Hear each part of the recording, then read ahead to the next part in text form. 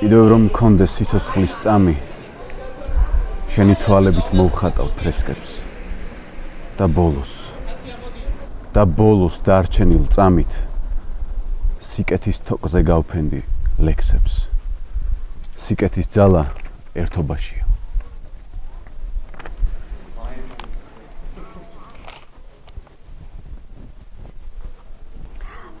რაიონის კულტურის ცენტრში შექმნილია ახალგაზრდული კლუბი, რომელშიც 30 ახალგაზრდაა გაერთიანებული.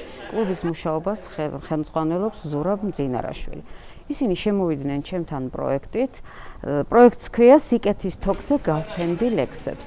გადაწყვიტეს მოვაწყოთ პოეზიის საღამო, მოწვეული ყავს თანამედროვე პოეტები, მათ შორის მამა პეტრე და იქნება ძალიან ლამაზი საღამო, გაფორმებული სიმღერებით. ეს იქნება 1 აგვისტოს. გეპატიჟებით 1 აგვისტოს გორის სახელმწიფო დრამატულ თეატრში სარეკლამო რგოლში ჩართულები არიან როგორც ექიმები, ისევე უბრალო IP-ის თანამშრომლები, ტურიზმის ცენტრი, დიდ მადლობას გამგეობა ჩვენი გამგებელი, დიდ მადლობას უხდი ბატონი არსენ აზალაძე, ქალბატონი გულიკო ბზიშვილი და ისე უბრალო ხალხიც. მაღაზიის გამგებლები და მოუწოდებენ ხალხს რომ ჩაერთონ ჩვენს აქციაში.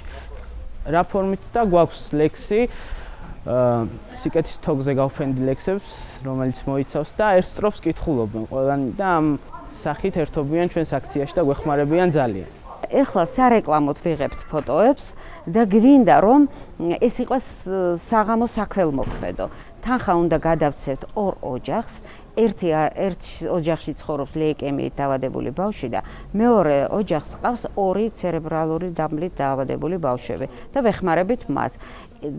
ვაკეთებთ რეკლამას მთელს ქალაქში და რაიონში, მივდივართ ორგანიზაციებში, ჩვენს მეგობარ ადამიანებთან და წერთ მათ სარეკლამოდ და სოციალურ ქსელში უკვე დაიწყო ჩვენი რეკლამები და 1 აგვისტოს ძალიან ლამაზ საღამოზე ვეპატიჟებით ყველას.